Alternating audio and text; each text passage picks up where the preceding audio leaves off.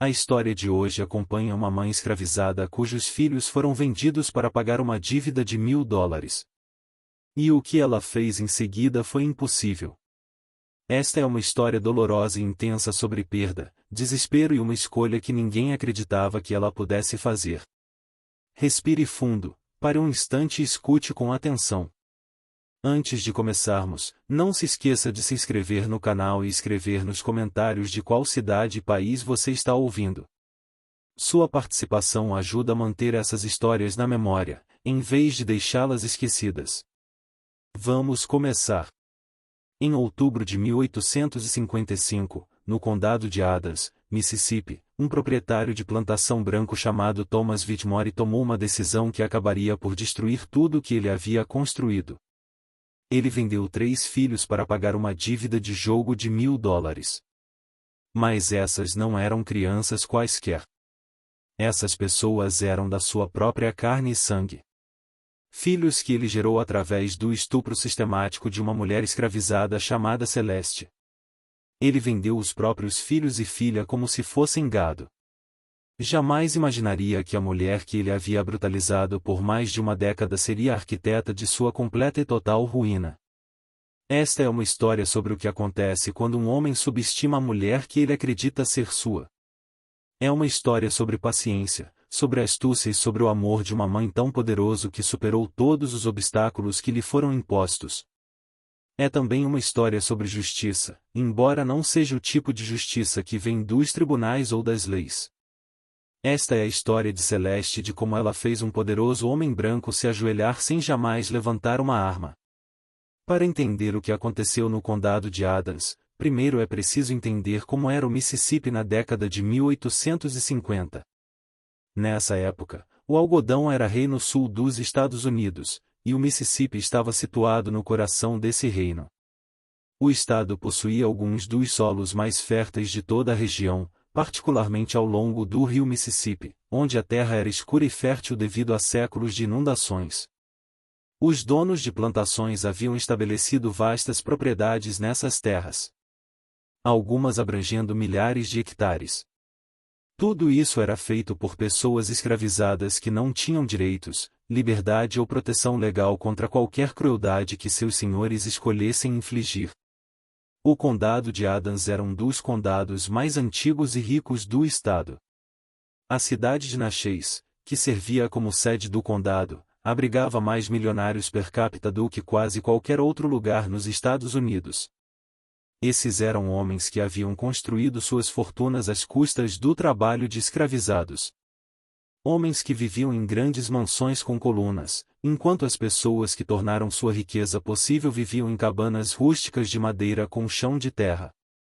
A hierarquia social era rígida e absoluta.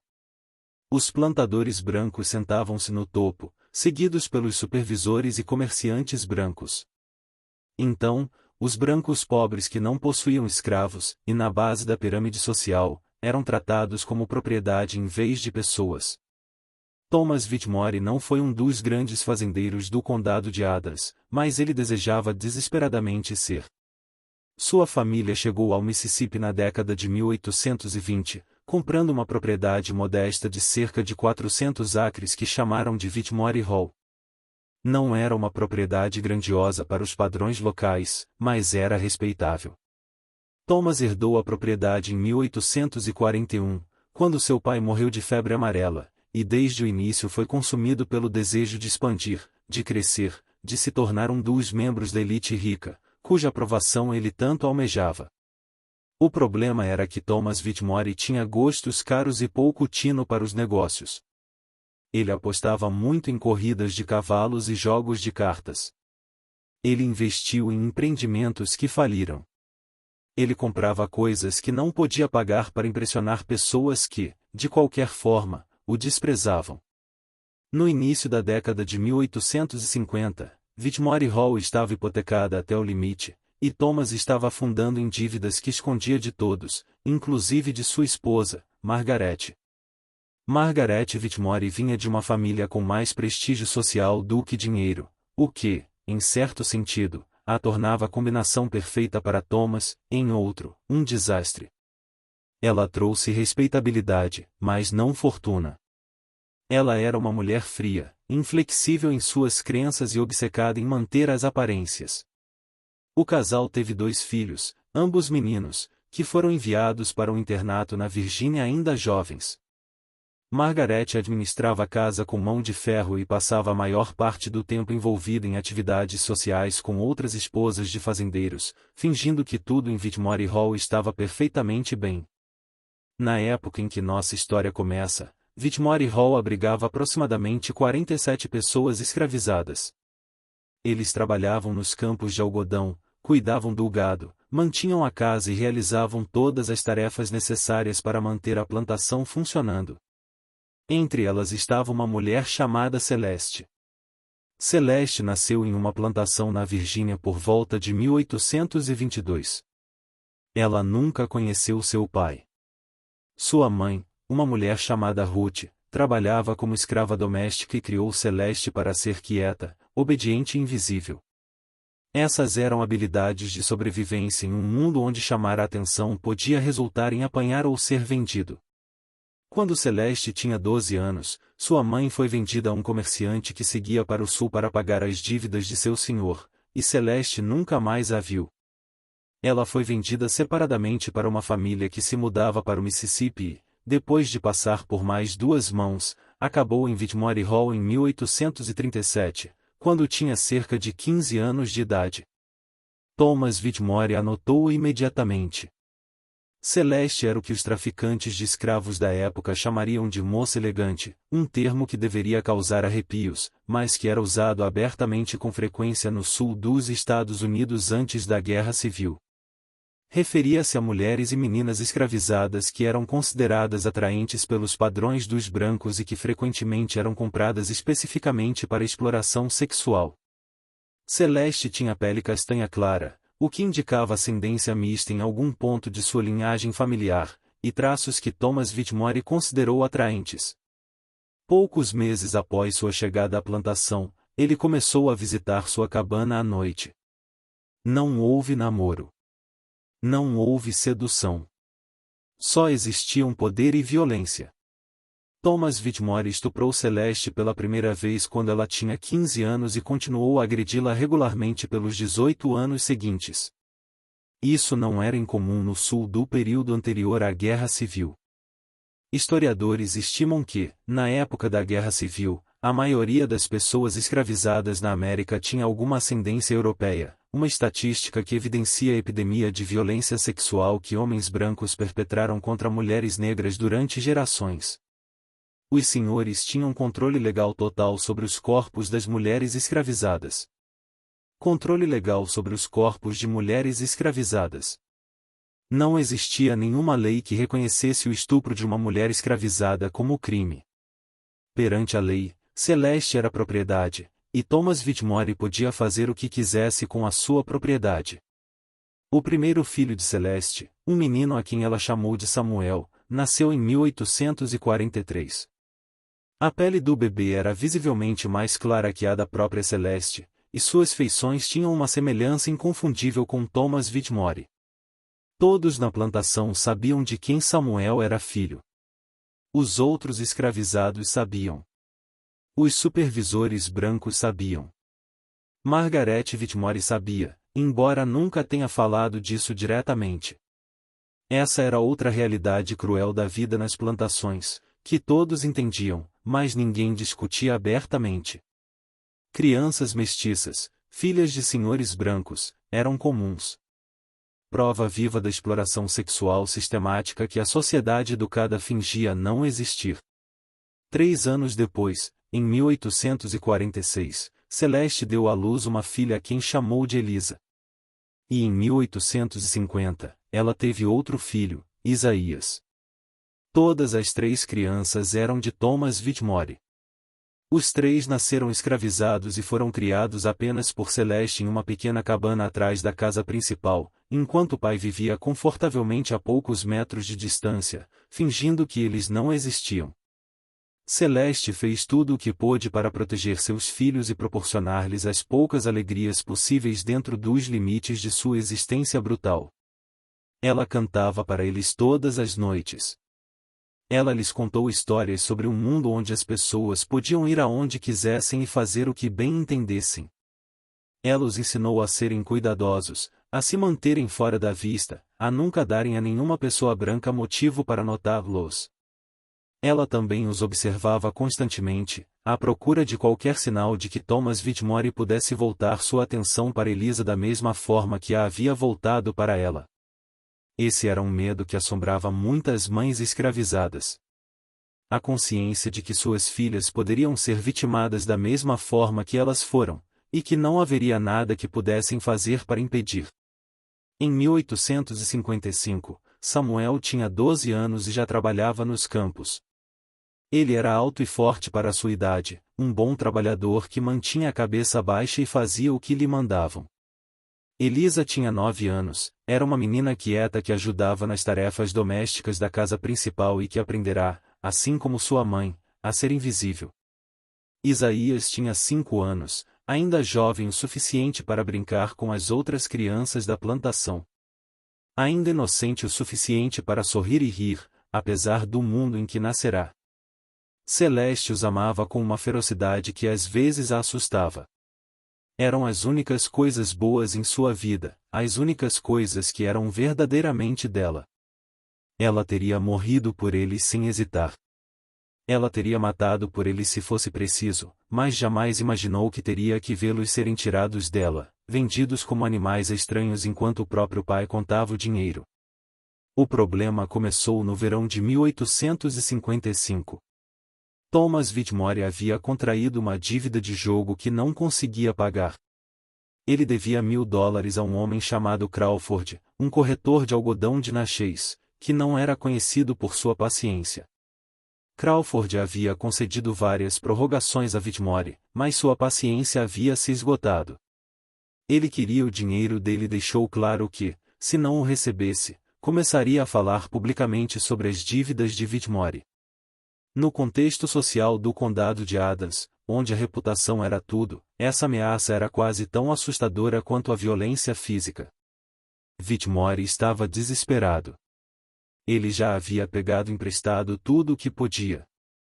Ele havia vendido parcelas de terra até não restar nada para vender sem perder a própria plantação. Suas colheitas naquele ano foram medíocres, insuficientes para cobrir suas despesas operacionais, muito menos para quitar suas dívidas. Ele precisava de $1.000 e precisava deles rapidamente. A solução, quando lhe ocorreu, foi brutalmente simples. Ele venderia alguns de seus escravos. A venda de escravos era comum no sul dos Estados Unidos antes da Guerra Civil, tão corriqueira e banal quanto a venda de gado. Todas as cidades do sul tinham mercados de escravos onde seres humanos eram comprados e vendidos abertamente. Natchez possuía um dos maiores mercados da região, localizado em um lugar chamado Forks of the Road, onde centenas de pessoas escravizadas eram vendidas todos os meses. Os preços variavam dependendo da idade, saúde, habilidades e outros fatores. Um macho adulto saudável pode valer entre $800 e $1.500.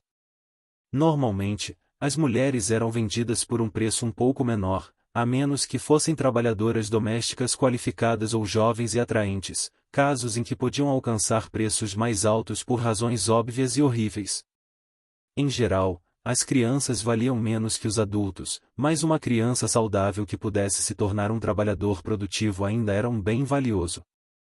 Thomas Whitmore sabia exatamente quais escravos venderia. Samuel era forte e saudável, já capaz de realizar trabalhos árduos no campo.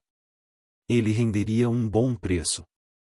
Elisa era jovem, mais bonita, com formação doméstica, o tipo de moça que agradaria a certos compradores.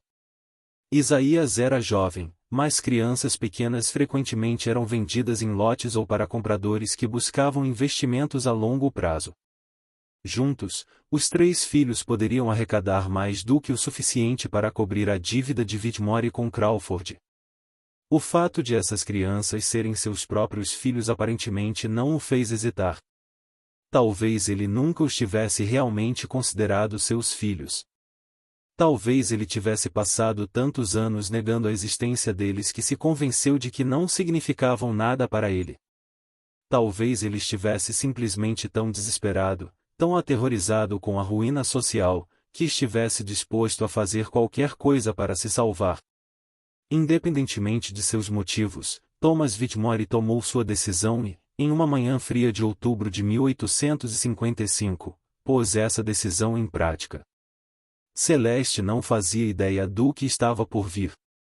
Naquela manhã, ela acordou antes do amanhecer, como sempre fazia, e começou seu trabalho na cozinha. Anos antes, ela havia sido designada para trabalhos domésticos, o que significava que passava os dias cozinhando, limpando e servindo na casa principal, enquanto seus filhos trabalhavam em outras partes da fazenda. Era um trabalho árduo, mas a mantinha perto de casa, onde às vezes ela conseguia vislumbrar seus filhos e saber que estavam todos bem. O primeiro sinal de que algo estava errado surgiu por volta do meio da manhã. Celeste estava na cozinha quando ouviu cavalos se aproximando, mais cavalos do que o normal. Ela olhou pela janela e viu 3 homens que não reconheceu subindo a entrada de carros com Thomas Whitmore. Eles estavam bem vestidos, claramente homens de posses, e tinham a aparência de pessoas que vieram a negócios. Uma sensação fria se instalou no estômago de Celeste. Ela já tinha visto traficantes de escravos antes. Ela tinha visto como eles olhavam para os seres humanos, como avaliavam, calculavam e reduziam as pessoas a números e cifrões. Esses homens tinham aquele olhar. Ela tentou convencer a si mesma de que estava errada. Ela tentou se convencer de que Whitmore estava vendendo trabalhadores rurais ou talvez alguns dos trabalhadores mais velhos que não conseguiam mais produzir tanto. Mas a sensação de frio não desaparecia, e quando ela viu um dos homens apontando para a área onde as crianças costumavam brincar, sentiu seu coração parar. Celeste se moveu sem pensar. Ela saiu correndo da cozinha em direção aos alojamentos dos escravos, ignorando os gritos atrás dela, ignorando tudo, exceto a necessidade desesperada de chegar até seus filhos. Ela encontrou Samuel primeiro, agarrou pelo braço e exigiu saber onde estavam Elisa e Aiseia. Antes que ele pudesse responder, ela ouviu Elisa gritar. Os minutos seguintes foram um pesadelo que Celeste reviveria todas as noites pelos anos seguintes. Homens brancos, desconhecidos, agarravam seus filhos e os arrastavam em direção aos cavalos que esperavam. Samuel reagiu e um homem lhe deu um soco tão forte no rosto que o sangue jorrou do seu nariz. Elisa chorava e chamava pela mãe, debatendo-se contra mãos que lhe apertavam os braços magros como faixas de ferro. Aiseia, com apenas 5 anos de idade, ficou paralisado de terror, com lágrimas escorrendo pelo rosto, apavorado demais para sequer emitir um som. Celeste se atirou sobre os homens. Ela arranhou, mordeu e lutou com todas as suas forças. Não fez diferença alguma. Alguém a atingiu por trás, e ela caiu com força, batendo o rosto no chão. Quando ela finalmente conseguiu se levantar, seus filhos já estavam sendo colocados em uma carroça. Samuel ainda estava lutando, e eles haviam amarrado suas mãos. Elisa ficou inerte, com os olhos vazios de choque. Isaías chorava chamando por sua mãe, estendendo seus bracinhos em direção a ela e repetindo seu nome sem parar. E ao lado da carroça, observando tudo com uma expressão impassível no rosto, estava Thomas Whitmore. Celeste olhou para ele. Esse homem que a violentou por quase 2 décadas, esse homem que gerou seus filhos e agora os vendia como gado. E ela sentiu algo mudar dentro dela. O medo e o desespero que a dominavam momentos antes se transformaram em algo mais, algo frio, algo paciente, algo mortal. Ela não gritou. Ela não implorou. Ela simplesmente olhou para Thomas Whitmore. E naquele instante, ela fez um voto silencioso. Ela não sabia como, nem quando, mas ela o destruiria. Ela levaria tudo o que ele tinha. Ela o faria sofrer de maneiras que ele jamais poderia imaginar. E então, quando ele tivesse perdido tudo, ela encontraria seus filhos e os traria para casa. A carroça partiu, levando seus filhos pela estrada empoeirada em direção a Natchez, onde seriam separados e vendidos a compradores diferentes. Samuel foi vendido a um plantador de algodão do Alabama chamado Jeremias Stone. Elisa foi comprada por uma família rica de Nova Orleans para trabalhar como doméstica. Isaiah, muito jovem para ser de muita utilidade imediata, foi vendido a baixo custo para uma plantação de cana-de-açúcar na Louisiana, onde crianças pequenas frequentemente trabalhavam nos campos quase assim que aprendiam a andar. Em uma única manhã, Thomas Whitmore espalhou seus próprios filhos por 3 estados. Ele quitou sua dívida com Crawford e voltou à sua vida como se nada tivesse acontecido. Naquela noite, ele jantou em sua elegante sala de jantar, servido por pessoas escravizadas que se moviam silenciosamente ao seu redor. Ele dormiu em sua cama confortável ao lado de sua esposa, Margaret, que não fez perguntas sobre a origem do dinheiro. Ele acordou na manhã seguinte e seguiu com seus afazeres, sem nunca pensar 2 vezes nas crianças que havia vendido ou na mulher cuja vida acabará de destruir. Mas Celeste já estava fazendo planos. Nos dias que se seguiram à venda, Celeste desempenhou suas funções como um fantasma. Ela cozinhava, limpava e servia, exatamente como sempre fazia. Ela respondia quando lhe dirigiam a palavra e obedecia a todas as ordens. Para quem a observava, ela parecia ser uma mulher que havia aceitado sua perda, que se resignara à realidade de sua situação. Era exatamente isso que ela queria que eles vissem. Por dentro, sua mente trabalhava incessantemente, repassando planos e possibilidades, buscando fraquezas que pudesse explorar. Ela não tinha poder, dinheiro ou direitos legais. Ela era propriedade, e tudo o que fazia estava sob a constante vigilância de pessoas brancas que podiam puni-la por qualquer desobediência percebida. Qualquer plano que ela elaborasse teria que ser executado com paciência absoluta e sigilo absoluto. Um erro, um movimento suspeito, e ela mesma seria vendida, ou pior, espancada até não conseguir mais pensar com clareza suficiente para planejar nada. A primeira coisa de que Celeste precisava era de informação. Ela precisava entender as fraquezas de Thomas Whitmore, seus segredos, as coisas que ele escondia do mundo. Ela precisava encontrar algo que pudesse usar contra ele. Algum tipo de influência que permitisse a uma mulher escravizada e sem poder derrubar um proprietário de plantação branco em uma sociedade projetada para tornar isso impossível. Trabalhar na casa principal lhe proporcionava oportunidades que os escravos do campo não tinham. Ela passava o dia entrando e saindo dos quartos, limpando, cozinhando e servindo. Ela ouviu conversas que não eram para ela. Ela viu documentos deixados sobre as mesas, cartas que chegaram pelo correio, visitantes que entravam e saíam. A maioria dos trabalhadores domésticos escravizados aprendia a fingir-se de surdos e cegos para se proteger, simulando não perceber nada. Celeste fez o contrário. Ela começou a prestar atenção em tudo. A princípio, ela não sabia o que estava procurando. Ela reunia informações quase aleatoriamente, memorizando nomes, números e trechos de conversas sem saber o que aquilo significava. Thomas Whitmore conversou com os visitantes sobre seus problemas financeiros. Margaret Whitmore escreveu cartas para sua irmã reclamando do vício em jogos de azar do marido.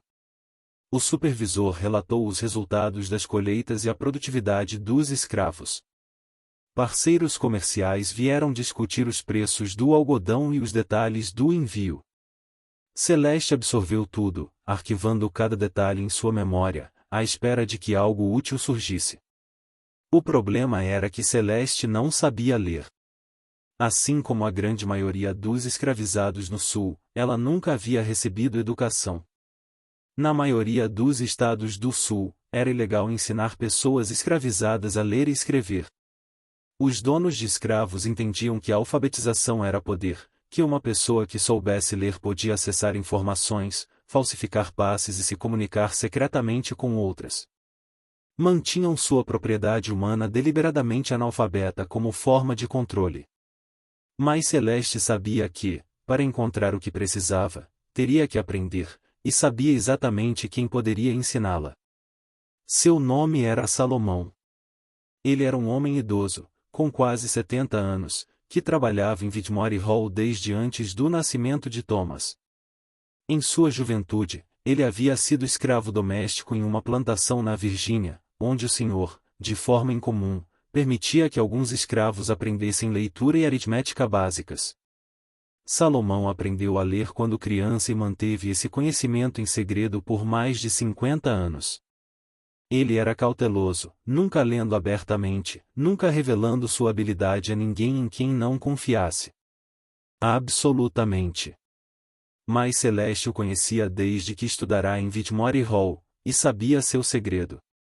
Ela o vira uma vez, tarde da noite, lendo um pedaço de jornal que ele havia encontrado. Ele ergueu os olhos e a viu observando, e por um longo momento eles simplesmente ficaram se encarando. Então ela se virou e foi embora sem dizer uma palavra, e nenhum dos dois jamais tocou no assunto. Então ela foi até Salomão e pediu que ele a ensinasse. Foi um risco enorme para ambos. Se fossem apanhados, as consequências seriam graves. Salomão poderia ser vendido, espancado e possivelmente morto. Celeste poderia enfrentar as mesmas punições. Mas Salomão olhou para ela e viu algo em seus olhos que o fez concordar. Talvez ele tenha reconhecido a raiva e a determinação que ardiam por trás de sua aparente calma. Talvez ele simplesmente tenha entendido que alguns riscos valiam a pena ser corridos. Quaisquer que fossem seus motivos, ele disse sim. Eles começaram a se encontrar secretamente tarde da noite em um canto do celeiro onde era improvável que fossem descobertos. Salomão ensinou o alfabeto a Celeste, depois palavras simples, e gradualmente, textos mais complexos. Celeste aprendia rápido, impulsionada por uma motivação que a fazia absorver informações como a terra seca absorve a chuva. Em poucos meses, ela já conseguia ler documentos básicos. Em um ano, ela já conseguia ler quase tudo, embora lentamente com esforço. Agora ela podia acessar informações que antes lhe eram inacessíveis.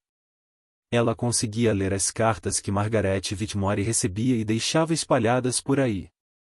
Ela conseguia ler os documentos comerciais no escritório de Thomas Whitmore enquanto fazia a limpeza.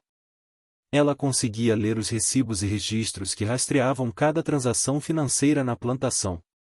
E gradualmente, uma imagem começou a se formar. Thomas Whitmore não estava apenas enfrentando dificuldades financeiras. Ele estava à beira de um colapso total. Ele devia dinheiro a quase todos, desde bancos e comerciantes até outros fazendeiros. Ele havia contraído empréstimos usando a própria plantação como garantia, o que significava que, se não pagasse as dívidas, poderia perder tudo. Suas colheitas de algodão vinham diminuindo há anos, em parte porque ele se recusava a investir em uma gestão adequada da terra e em parte porque explorava tanto seus trabalhadores escravizados que a produtividade deles estava caindo devido ao esgotamento e às doenças. Sua esposa, Margaret, possuía uma pequena herança que era mantida separada de suas finanças, mas nem isso foi suficiente para salvá-lo. Thomas Whitmore era um homem que estava se afogando e arrastava todos ao seu redor para o fundo. Essa informação foi útil, mas não foi suficiente. Problemas financeiros poderiam constranger Whitmore, mas não o destruiriam. Os fazendeiros se endividavam o tempo todo. Muitas das grandes fortunas do Sul foram construídas com dinheiro emprestado. Os credores de Whitmore poderiam pressioná-lo, poderiam até forçá-lo a vender bens, mas não lhe trariam o tipo de ruína que Celeste desejava. Ela precisava de algo mais. Ela precisava de algo que fizesse a própria comunidade dele se voltar contra ele, algo que o transformasse em um pária, algo imperdoável. Ela o encontrou na primavera de 1857, quase 2 anos depois de seus filhos terem sido vendidos.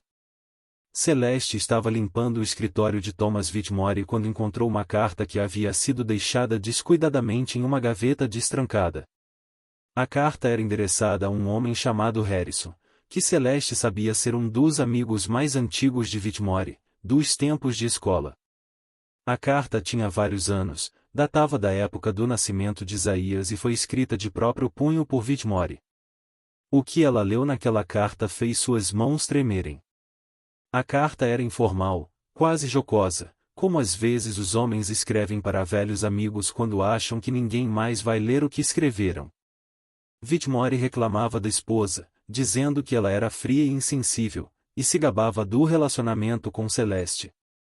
Mas não era o tipo de relacionamento que as pessoas comuns poderiam imaginar. Whitmore escreveu sobre seus filhos, Samuel e Elisa, e sobre o bebê que acabará de nascer, e escreveu sobre eles de uma forma que deixou sua paternidade absolutamente clara. Ele fazia piadas grosseiras sobre sua família paralela nos alojamentos dos escravos. Ele expressou satisfação pelo fato de que seu verdadeiro legado pudesse ser perpetuado por filhos que jamais carregariam seu nome. Ele chegou a mencionar características físicas que comprovavam que as crianças eram dele. Detalhes que ninguém poderia saber a menos que tivesse observado as crianças atentamente. Era uma confissão escrita de próprio punho, assinada com seu próprio nome, e Celeste a segurava em suas mãos. Ela ficou ali parada no escritório, quase sem respirar, lendo a carta repetidas vezes. Seu coração batia tão forte que ela conseguia senti-lo na garganta. Ela sabia que havia encontrado o que procurava. Essa carta, se chegasse às pessoas certas, poderia destruir Thomas Whitmore de forma mais completa do que qualquer escândalo financeiro. Eis o que a sociedade branca do Sul se recusava a reconhecer abertamente, mas não podia ignorar quando confrontada com as provas. Os senhores tinham filhos com mulheres escravizadas constantemente, mas não admitiam isso. Eles não escreveram sobre isso. Eles certamente não fizeram piada com isso em cartas que poderiam cair em mãos erradas.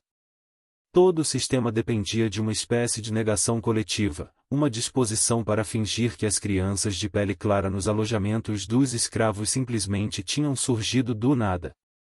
Quando um homem era exposto publicamente como pai de crianças escravizadas, quando as evidências eram inegáveis, as consequências sociais podiam ser devastadoras. Outros fazendeiros se distanciariam dele. Os parceiros comerciais romperiam os laços. A ficção polida que mantinha todo o sistema podre unido seria exposta como uma mentira, e todos que participaram dessa ficção nutririam ressentimento contra o homem que os obrigou a confrontá-la. Mas as implicações financeiras foram ainda mais significativas. Thomas Whitmore não apenas teve filhos com uma mulher escravizada. Ele havia vendido aquelas crianças. E as pessoas que os compraram acreditavam que estavam adquirindo o que o comércio de escravos chamava de negros de sangue puro, e não os filhos mestiços de um fazendeiro branco. Na lógica distorcida do mercado de escravos do período anterior à Guerra Civil, isso era fraude. Os compradores pagaram por um tipo de mercadoria e receberam outro. Eles poderiam exigir reembolsos. Eles poderiam processar. Eles poderiam acusar Whitmore de deturpar deliberadamente as mercadorias que havia vendido. Não se tratava de moralidade. A moralidade não tinha nada a ver com o modo como o Sul funcionava. Isso tinha a ver com dinheiro e reputação, as únicas coisas que realmente importavam para homens como Thomas Whitmore. E Celeste acabará de encontrar a arma que lhe tiraria ambas as coisas. Mas ela ainda não podia agir. Ela precisava planejar com cuidado. Ela precisava reunir mais provas e descobrir como expor Whitmore sem ser morta no processo. Então, com cuidado, ela colocou a carta de volta na gaveta exatamente como a havia encontrado e retornou ao seu trabalho. Ela não deu nenhum sinal de que algo tivesse mudado. Naquela noite, ela preparou o jantar como sempre fazia. Ela lavou a louça. Ela foi para sua cabine e deitou-se na escuridão, encarando o teto, e começou a planejar. Nos meses seguintes, Celeste reuniu mais provas. Ela encontrou o diário de Margaret Whitmore, que continha páginas e páginas de anotações angustiantes sobre suas suspeitas a respeito de seu marido e daquela mulher. Margaret nunca confrontou Thomas diretamente, nunca falou sobre isso abertamente, mas anotou tudo em seu diário pessoal. Ela descreveu as crianças nos alojamentos dos escravos que se pareciam muito com seu marido. Ela escreveu sobre ter encontrado Thomas saindo da cabana de Celeste tarde da noite. Ela documentou sua humilhação e sua raiva, tudo de próprio punho, criando um registro que corroborou a carta para Harrison. Celeste também conseguiu salvar pequenos objetos que poderiam servir como provas físicas. Mechas de cabelo de Samuel e Elisa que ela guardava desde que eles eram bebês. Um pequeno brinquedo que Thomas esculpiu para Samuel quando o menino era muito jovem, antes de Whitmore se acostumar completamente à existência de seus filhos. Esses elementos, por si só, não provavam nada, mas, combinados com as evidências escritas, criavam um quadro difícil de negar. A peça final do seu plano envolvia os compradores que haviam adquirido seus filhos. Celeste precisava descobrir quem eles eram e para onde tinham levado Samuel, Elisa e Isaiah. Essa informação não foi fácil de obter. A venda de escravos era frequentemente mal documentada, e os vendedores não tinham obrigação de informar aos pais dos escravizados nada sobre o paradeiro de seus filhos. Mas Celeste ouvia atentamente sempre que assuntos de negócios eram discutidos na casa, e com o tempo aprendeu o suficiente para juntar as peças dos fatos básicos. Um fazendeiro do Alabama chamado Stone havia comprado Samuel. Uma família de Nova Orleans chamada Bowman comprou Elisa, e Isaiah foi vendido para uma usina de açúcar na Louisiana, embora ela não tenha conseguido descobrir a localização exata. Agora ela tinha as provas e sabia quem estava com seus filhos. A questão era como usar o que ela havia aprendido. Celeste não podia simplesmente enviar a carta e as páginas do diário aos compradores por conta própria. Ela não sabia ler nem escrever de forma que lhe permitisse comunicar-se diretamente com pessoas brancas. Mesmo que pudesse, ninguém acreditaria em acusações vindas de uma mulher escravizada. Eles presumiriam que ela estava mentindo ou simplesmente não se importariam. Ela precisava de outra pessoa para transmitir a informação, alguém cuja palavra fosse levada a sério. Ela encontrou essa pessoa no outono de 1857. Seu nome era James Crawford, e ele era o mesmo corretor de algodão a quem Thomas Whitmore devia $1.000 2 anos antes. Crawford não era um homem moral, nem de longe. Ele comprava e vendia algodão produzido por trabalho escravo e não tinha nenhum escrúpulo em relação à instituição que tornava seu negócio possível. Mas ele era um homem de negócios e tinha o desprezo típico de um homem de negócios por pessoas que trapaceavam, mentiam e não pagavam suas dívidas. Ele ainda guardava ressentimento de Whitmore pela forma como fora enrolado durante meses antes de finalmente receber seu dinheiro, e estava sempre à procura de informações que pudessem lhe dar vantagem sobre seus concorrentes e devedores. Celeste correu um risco enorme. Ela abordou Crawford quando ele visitou a plantação a negócios, esperando até encontrá-lo sozinho por um momento, e disse-lhe que tinha informações sobre Thomas Whitmore que valeriam muito para as pessoas certas. Crawford ficou desconfiado a princípio, mas Celeste foi cautelosa. Ela não revelou tudo de uma vez. Ela lhe deu apenas o suficiente para despertar seu interesse, insinuando escândalo e fraude sem revelar os detalhes. Ela lhe contou que Whitmore havia vendido crianças sob falsos pretextos e que os compradores ficariam muito interessados em saber a verdade sobre o que haviam comprado. Crawford ficou intrigado. Ele não confiava em Celeste, mas reconhecia que ela poderia estar dizendo a verdade. Ele concordou em investigar e disse a ela que, se as informações dela se provassem corretas, ele se certificaria de que chegassem às pessoas que precisavam saber. Nas semanas seguintes, Crawford fez sua própria pesquisa.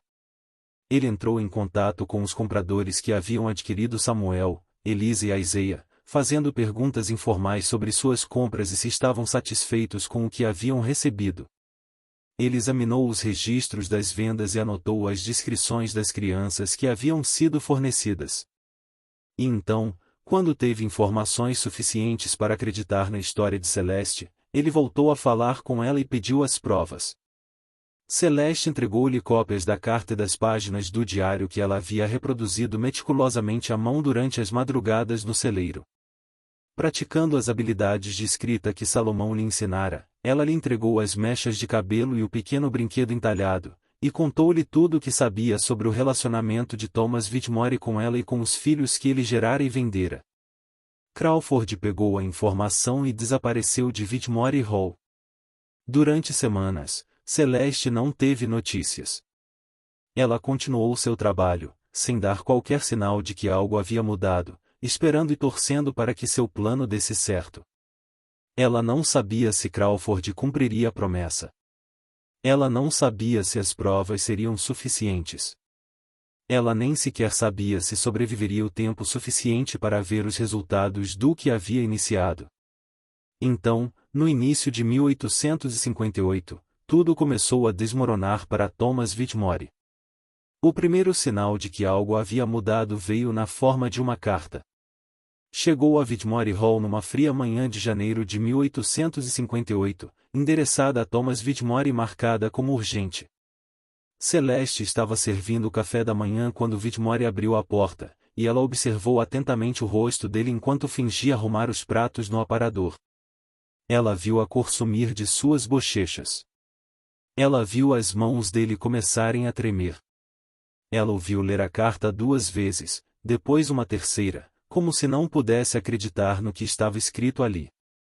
A carta era de Jeremias Stone, o fazendeiro do Alabama, que havia comprado Samuel quase 3 anos antes. Stone não era um homem de desperdiçar palavras. Ele escreveu que havia recebido recentemente informações perturbadoras sobre o menino que comprará de Whitmore. Disseram-lhe que Samuel não era, como Whitmore havia afirmado, filho de 2 pais escravizados, mas sim filho ilegítimo do próprio Whitmore. Stone exigiu uma explicação. Ele também exigiu o reembolso integral dos US$ 400 que havia pago, além de uma indenização pelas despesas que teve com alojamento e alimentação do que chamou de mercadoria danificada. Thomas Whitmore largou a carta e ficou olhando para o nada. Sua esposa, Margaret, perguntou-lhe o que havia de errado e ele respondeu que não era nada, apenas um assunto de negócios. Mas Celeste conseguia ver o medo em seus olhos. Ela percebeu que ele começava a entender que algo terrível estava acontecendo, algo que ele não podia controlar. Nas semanas seguintes, chegaram mais cartas. A família Bowman, de Nova Orleans, que havia comprado Elisa, escreveu com acusações e exigências semelhantes. Eles estavam ainda mais furiosos do que Stone. Eles compraram Elisa para trabalhar em sua casa, cuidar das filhas e ajudar nas tarefas domésticas. Agora eles haviam descoberto que ela era meia-irmã dos colegas de brincadeira de seus próprios filhos, filha de um homem branco que havia vendido seu próprio sangue. As implicações sociais os horrorizaram. E se alguém descobrisse? E se os amigos deles descobrissem que eles tinham uma escrava em casa que compartilhava laços de sangue com a classe branca dos latifundiários? Eles queriam seu dinheiro de volta imediatamente e queriam que Whitmore aceitasse a garota de volta antes que o escândalo se espalhasse. A plantação de açúcar na Louisiana que havia comprado a Isaiah não se preocupou em enviar cartas. Eles enviaram um representante diretamente ao condado de Adams, um homem de semblante sério que chegou a Whitmore Hall e exigiu falar com Thomas em particular. Celeste não ouviu o que foi dito naquela reunião, mas viu Whitmore depois. Ele parecia um homem que acabará de receber a notícia de que ia morrer. A notícia se espalhou pelo condado de Adams com a velocidade de um incêndio florestal. James Crawford, fiel à sua natureza, não guardou a informação para si. Ele havia compartilhado a informação com sócios, que a compartilharam com seus amigos, que a compartilharam com suas esposas, que a espalharam por todas as salas de estar e de visitas de Natchez. Em poucas semanas, todos sabiam que Thomas Whitmore havia tido filhos com uma mulher escravizada. Thomas Whitmore havia vendido aquelas crianças a compradores desavisados. Thomas Whitmore havia cometido fraude, mentido e violado os códigos não escritos que regiam a forma como tais assuntos deveriam ser tratados. A reação foi rápida e implacável. Não se tratava de moralidade. Ninguém no condado de Adams se importava que Whitmore tivesse estuprado uma mulher escravizada durante 18 anos. Isso era tão comum que não chegava a ser extraordinário. Ninguém se importava muito com o fato de ele ter tido filhos com ela. Isso também era comum, embora devesse permanecer desconhecido. O que lhes interessava era a fraude. O que lhes interessava era a exposição pública. O que importava para eles era o fato de Whitmore ter sido pego, de seus segredos sujos terem vindo à tona e de sua negligência agora ameaçar expor todo o sistema corrupto do qual todos participavam. Os outros fazendeiros começaram a se distanciar de Whitmore quase imediatamente. Homens que jantavam à sua mesa e caçavam em suas terras, de repente, encontraram motivos para não estarem disponíveis quando ele os chamava. Os convites para eventos sociais pararam de chegar. Quando Whitmore apareceu na igreja no domingo, as pessoas se afastaram dele como se ele fosse portador de alguma doença. Sua esposa, Margaret, permanecia rígida e pálida no banco da igreja, suportando os olhares e os sussurros, com o rosto estampado em sinal de humilhação. As consequências financeiras vieram logo em seguida às sociais. Os credores de Whitmore, que haviam sido pacientes com ele durante anos, exigiram repentinamente o pagamento imediato de todas as dívidas pendentes. Os bancos que lhe haviam concedido crédito exigiram o pagamento dos empréstimos. Parceiros de negócios que antes toleravam seu vício em jogos de azar e sua má gestão financeira agora não queriam mais nada com ele. Em 3 meses, Thomas Whitmore passou de um fazendeiro respeitável, porém com dificuldades financeiras, a um pária que não conseguia pedir dinheiro emprestado a ninguém. Os compradores de seus filhos cumpriram suas ameaças. Jeremias Tony entrou com um processo no Alabama exigindo não apenas um reembolso, mas também indenização adicional por fraude e deturpação dos fatos. A família Beaumont fez o mesmo na Louisiana. A plantação de açúcar juntou-se à ação judicial e, de repente, Thomas Whitmore se viu enfrentando processos em 3 estados diferentes, com possíveis indenizações que excederiam em muito qualquer quantia que ele pudesse pagar. Mas o pior golpe veio de dentro da sua própria casa.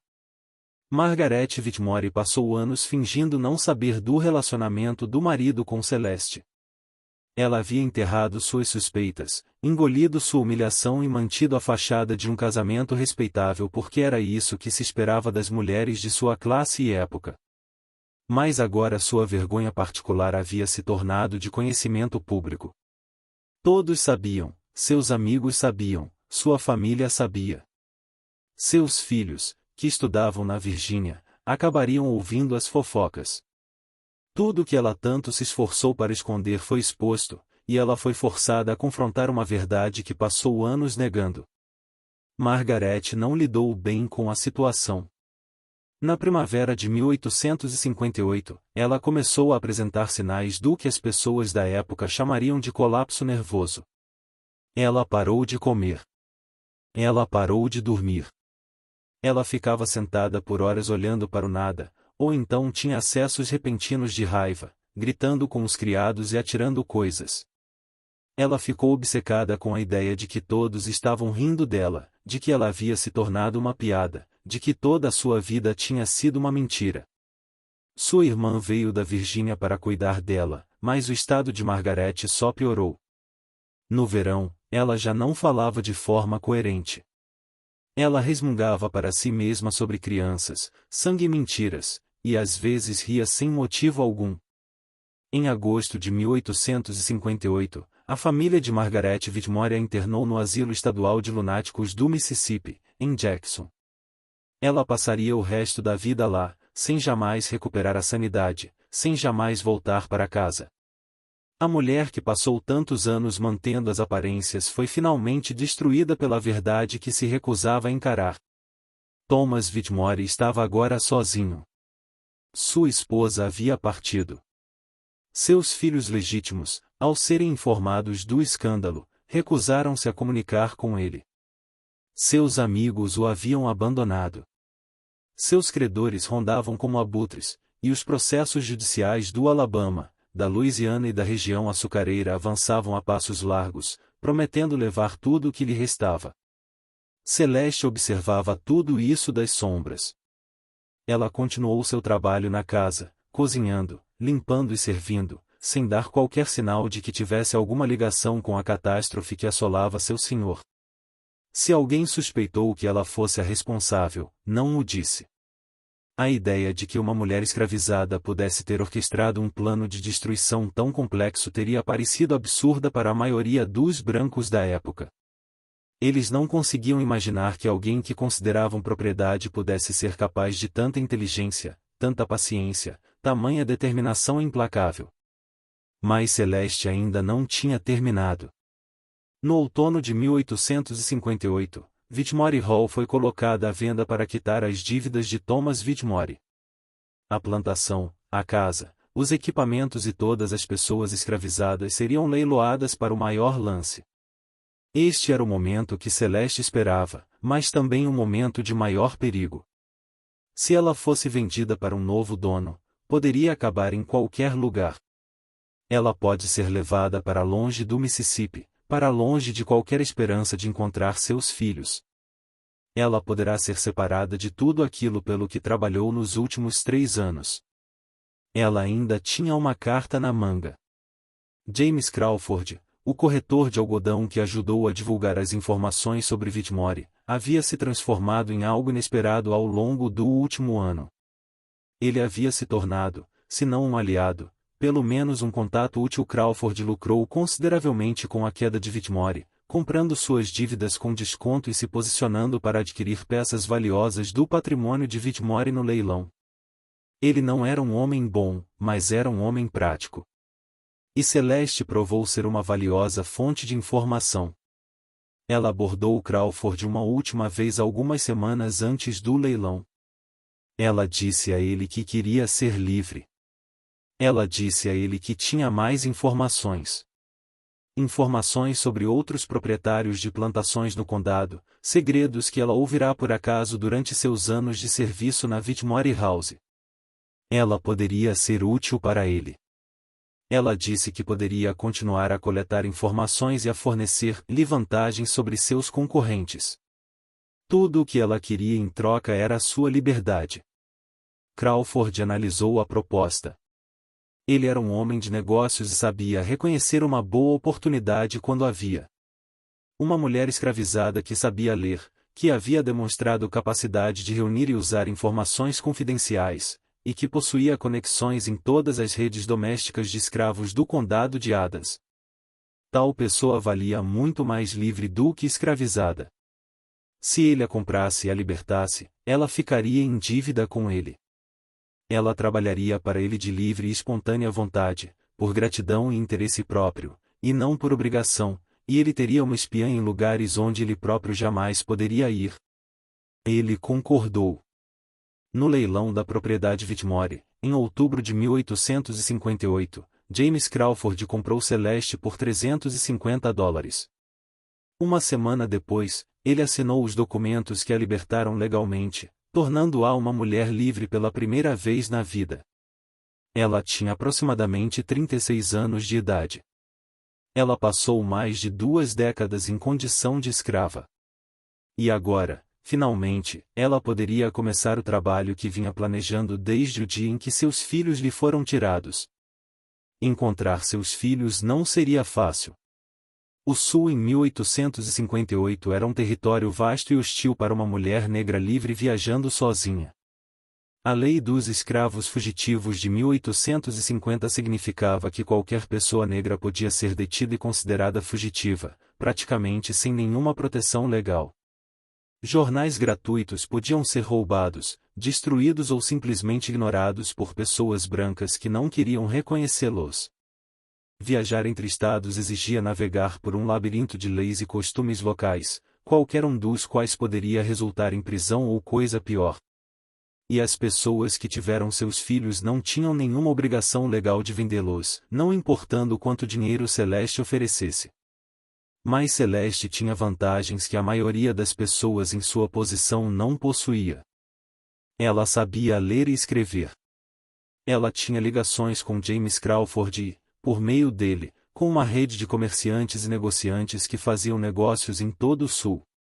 Ela passou 3 anos reunindo informações sobre o comércio de escravos, aprendendo como funcionava, entendendo as raízes, os mercados e a documentação que movimentava seres humanos de um lugar para outro, e tinha uma determinação que nada poderia abalar. Ela também tinha dinheiro, não muito, mas algum. Crawford havia lhe dado uma pequena quantia como parte do acordo, o suficiente para que ela pudesse viajar e se sustentar por alguns meses. Ela complementava sua renda trabalhando como empregada doméstica em Natchez, economizando cada centavo que podia e juntando um fundo que usaria para comprar a liberdade de seus filhos. Seu primeiro alvo foi Samuel. Samuel havia sido vendido a Jeremiah Stone, um plantador de algodão no condado de Moringo, Alabama. Celeste sabia, através dos contatos comerciais de Crawford, que Stone era um dos autores da ação judicial contra Whitmore, o que significava que ele estava zangado e, consequentemente, poderia estar disposto a negociar. Ela viajou para o Alabama na primavera de 1859, levando consigo seus documentos de isenção e cartas de apresentação de Crawford, e apresentou-se na plantação de Stone. A reunião não correu bem no início.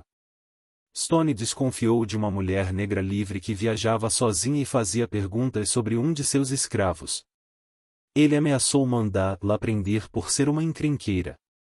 Mas Celeste manteve-se calma e persistente. Ela explicou que Samuel era seu filho. Ela explicou que tinha dinheiro. Ela se ofereceu para comprá-lo por um preço justo, superior ao que Stone havia pago originalmente. Ela apelou para o interesse próprio dele, salientando que ele ainda estava envolvido em um litígio dispendioso com Whitmore, e que vender Samuel para ela seria uma complicação a menos em sua vida. Stone refletiu sobre isso. Ele nunca se sentiu à vontade com Samuel, não desde que descobriu a verdade sobre a origem do menino. A presença do filho de um homem branco entre seus escravos era uma lembrança incômoda de coisas em que ele preferia não pensar, e Celeste estava oferecendo dinheiro vivo, mais do que o menino valia no mercado. Ele concordou em vender. O preço era de $500, mais do que Celeste tinha. Ela retornou ao Mississippi e passou 6 meses trabalhando e economizando, pegando pequenos empréstimos de Crawford e de comunidades negras livres em Natchez que apoiavam sua causa. No outono de 1859, ela já tinha o dinheiro. Ela retornou ao Alabama, pagou a Jeremiah Stone e saiu de sua plantação com seu filho. Samuel tinha 15 anos. Ele mal reconheceu a mãe. Ele passou 4 anos como trabalhador rural, trabalhando do amanhecer ao anoitecer, sendo espancado quando diminuía o ritmo e morrendo de fome durante os períodos de escassez. O menino que lutara contra os homens que o levaram era agora um jovem com cicatrizes nas costas e um cansaço nos olhos que partiu o coração de Celeste. Mas ele estava vivo. Ele estava livre e estava com ela. Eles voltaram juntos para o Mississippi e Celeste imediatamente começou a planejar o próximo resgate. Elisa estava em Nova Orleans, ainda propriedade da família Bowman.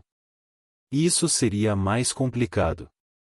Nova Orleans era uma cidade grande com um mercado de escravos complexo, e os Bowman eram uma família rica que talvez não quisesse vender seus escravos.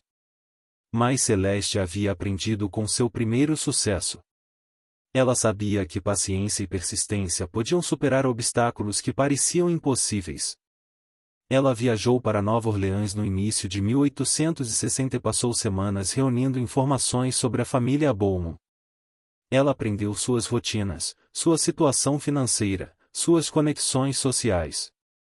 Ela descobriu que Elisa havia se tornado uma costureira habilidosa, o que a tornava mais valiosa, mas também que a família estava se preparando para se mudar para a França para escapar das crescentes tensões sobre a escravidão que estavam dividindo o país.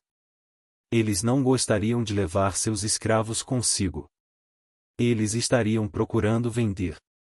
Celeste se posicionou como compradora.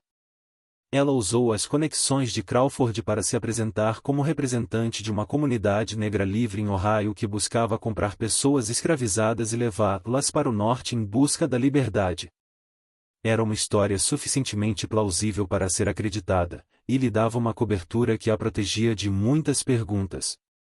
Os Balmonts concordaram em vender Elisa por $600. Era mais dinheiro do que Celeste jamais vira em um só lugar. Mas ela vinha se preparando. Ela tinha economizado. Ela havia pedido emprestado.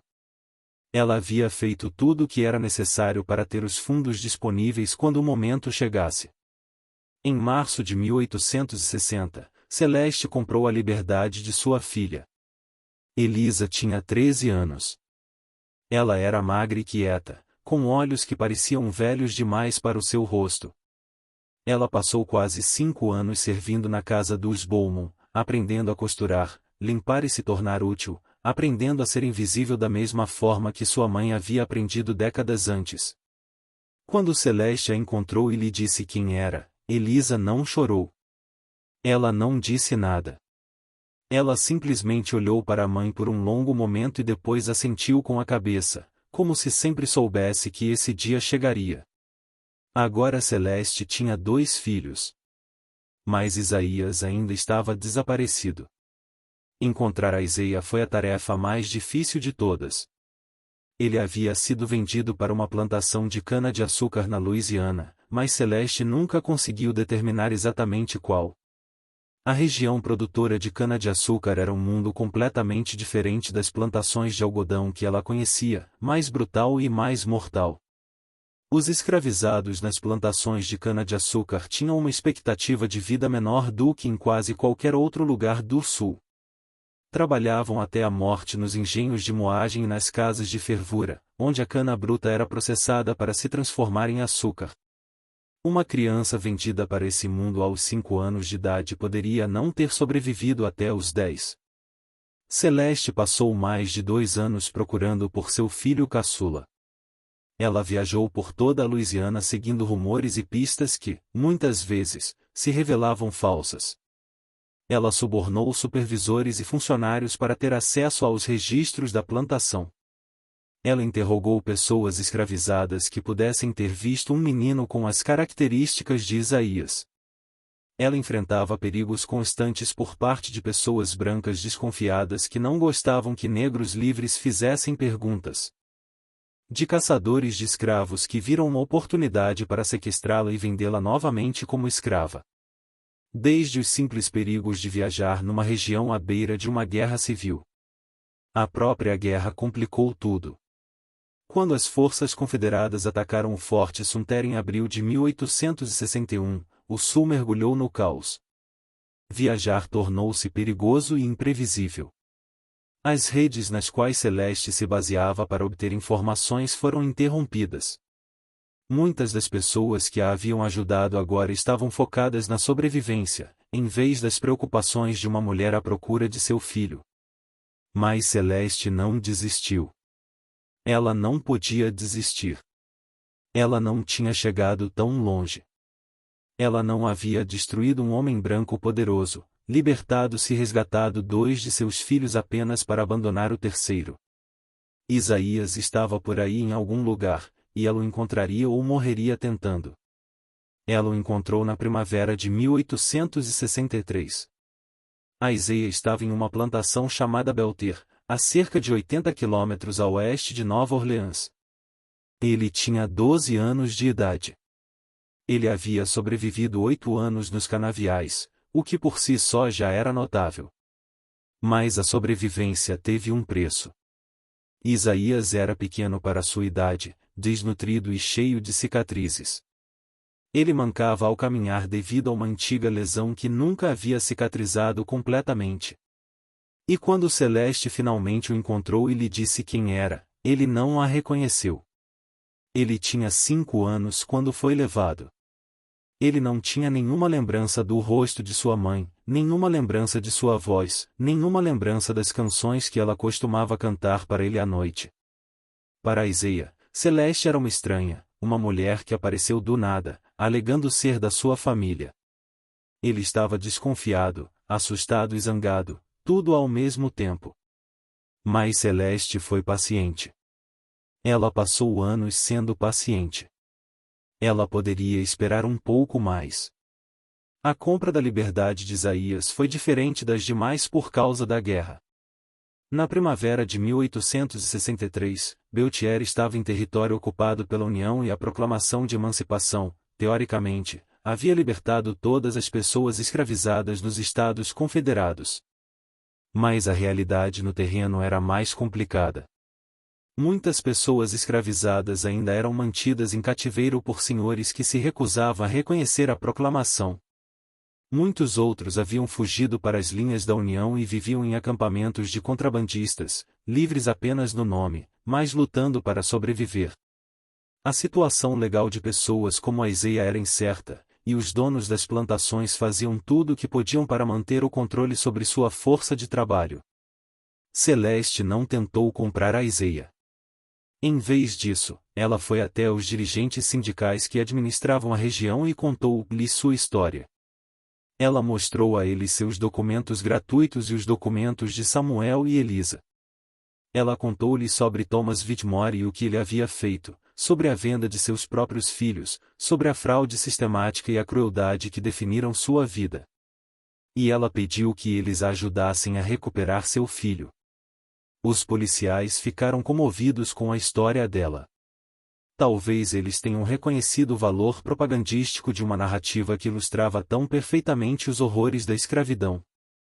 Talvez fossem simplesmente homens decentes que queriam fazer a coisa certa. Quaisquer que fossem seus motivos, eles enviaram soldados a Belter e estes trouxeram Isaías de lá. Celeste segurou seu filho caçula nos braços pela primeira vez em 8 anos. Ele estava rígido em seus braços, incerto, ainda sem conseguir acreditar que aquilo era real, mas ela o abraçou mesmo assim e sussurrou para ele que tudo ficaria bem agora. Ela lhe disse que o estava procurando há muito tempo. Ela disse a ele que nunca mais o deixaria ir. A Isaiah levou meses para confiar nela. Levou anos para que ele começasse a se curar do que lhe haviam feito. Mas Celeste foi paciente. Ela sempre fora paciente. E, lenta e cuidadosamente, ela reconstruiu a família que Thomas Whitmore tentará destruir. Quanto ao próprio Whitmore, sua história terminou exatamente como Celeste havia planejado. Após a venda de sua plantação e de todas as suas propriedades, Thomas Whitmore ficou sem nada. Os processos judiciais consumiram o que restava de seu patrimônio. Seus credores levaram tudo o que puderam. Ele se mudou para uma pensão em Natchez, onde morava em um quarto individual e se embriagava até perder a consciência dia após dia. O homem que outrora sonhara em ser um dos grandes fazendeiros do Mississippi era agora um bêbado sem um tostão que não conseguia andar na rua sem que as pessoas apontassem e cochichassem. A guerra pôs fim ao que Celeste havia começado quando as forças da União ocuparam Natchez em 1863. Whitmore perdeu até mesmo a pequena renda que vinha obtendo com investimentos em títulos confederados. Ele foi preso brevemente por ser considerado simpatizante dos confederados, embora nunca tenha apoiado a causa sulista de fato, apenas com palavras. Após ser libertado, ele retornou à sua pensão e continuou bebendo. Thomas Whitmore morreu em 1864, sozinho em seu quarto alugado, vítima de insuficiência hepática causada por anos de alcoolismo. Ele tinha 52 anos. Ninguém compareceu ao funeral, exceto o pastor, que foi pago para dizer algumas palavras sobre o túmulo. Seus filhos legítimos, que sobreviveram à guerra, não compareceram. Sua esposa, Margaret, ainda estava viva no asilo em Jackson, sem saber que seu marido havia falecido. Os jornais não mencionaram seu falecimento. O homem que vendeu os próprios filhos por $1.000 morreu esquecido e sem ninguém lamentando sua perda, exatamente como merecia. Celeste sobreviveu a ele por quase 30 anos. Após o fim da guerra, ela se estabeleceu em Ohio com seus 3 filhos. Samuel tornou-se carpinteiro, construindo casas para a crescente comunidade negra em Cincinnati.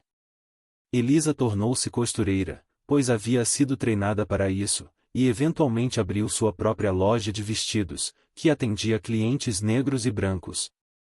A Isaiah, apesar de seu começo de vida difícil, aprendeu a ler e escrever e eventualmente tornou-se professor, dedicando sua vida a educar crianças negras que haviam sido privadas do conhecimento que poderia libertá-las. Celeste nunca se casou novamente. Depois do que Thomas Whitmore lhe fez, ela nunca mais confiou totalmente em nenhum homem, mas não estava sozinha. Ela estava rodeada pelos filhos, e mais tarde, pelos netos, que a chamavam de Mamãe Celeste e ouviam suas histórias sobre os velhos tempos, sobre como tinha sido a escravidão, sobre o que ela tinha feito para sobreviver e salvar as pessoas que amava. Ela falou para eles sobre paciência. Ela falou sobre o poder do conhecimento, sobre como aprender a ler lhe dera armas que ninguém poderia lhe tirar. Ela falou-lhes sobre a importância de se lembrarem, de nunca esquecerem o que tinha sido feito ao seu povo, para que nunca mais acontecesse. Ela não falava muito sobre vingança. Mas às vezes, tarde da noite, quando os netos estavam dormindo e só restavam ela e seus filhos adultos sentados juntos, ela dava um pequeno sorriso discreto e dizia que havia muitos tipos de justiça neste mundo. Parte da justiça veio dos tribunais e das leis. Parte da justiça veio de Deus, e parte veio do povo que se recusou a aceitar sua impotência, que observou, esperou e planejou até o momento certo, e que então derrotou seus inimigos apenas com a verdade, a paciência e uma vontade inabalável. Celeste faleceu em 1891, com aproximadamente 69 anos. Ela foi sepultada em um cemitério em Cincinnati, cercada por seus filhos, netos e bisnetos. Sua lápide, paga por seus descendentes, trazia uma inscrição simples que ela mesma havia escolhido. A inscrição dizia: ela encontrou seus filhos. Na época de sua morte, Celeste tinha mais de 20 descendentes vivos. Cada um deles era gratuito. Cada um deles conhecia a história de como sua ancestral havia sido escravizada, violentada e visto seus filhos serem vendidos e separados dela. E cada um deles sabia como ela havia reagido, não com violência, não com desespero, mas com inteligência, com paciência e com um amor tão poderoso que não poderia ser derrotado por nenhuma crueldade que o mundo pudesse conceber. Thomas Whitmore acreditava que podia fazer qualquer coisa com Celeste porque ela era sua propriedade. Porque a lei dizia que ela não tinha direitos, porque toda a estrutura da sociedade sulista foi construída para proteger homens como ele e esmagar mulheres como ela. Ele estava errado. O sistema que parecia tão poderoso, tão permanente, tão impossível de contestar, foi construído sobre mentiras, crueldade e a negação sistemática da dignidade humana. E os sistemas construídos sobre tais fundamentos são sempre mais frágeis do que aparentam. Celeste compreendeu algo que Whitmore nunca compreendeu. Ela compreendeu que o poder nem sempre é visível. Nem sempre provém de riqueza, armas ou autoridade legal. Às vezes, o poder vem de saber o que seu inimigo quer esconder. Às vezes, isso vem da paciência, da disposição de esperar anos pelo momento certo. Às vezes, isso vem do amor, da determinação desesperada de uma mãe que moverá céus e terra para salvar seus filhos. A mulher escravizada que Thomas Whitmore pensava possuir acabou sendo a arquiteta de sua destruição. As crianças que ele vendeu como gado cresceram e se tornaram cidadãos livres de uma nação que aboliu a instituição que antes as mantinha acorrentadas. A família que ele tentou dispersar por 3 estados se reuniu e construiu um legado que sobreviveria ao seu nome por gerações. Algumas dívidas não são pagas em dinheiro. Algumas dívidas são pagas na ruína. E algumas correntes, as correntes da determinação, do amor e da justa indignação, são fortes.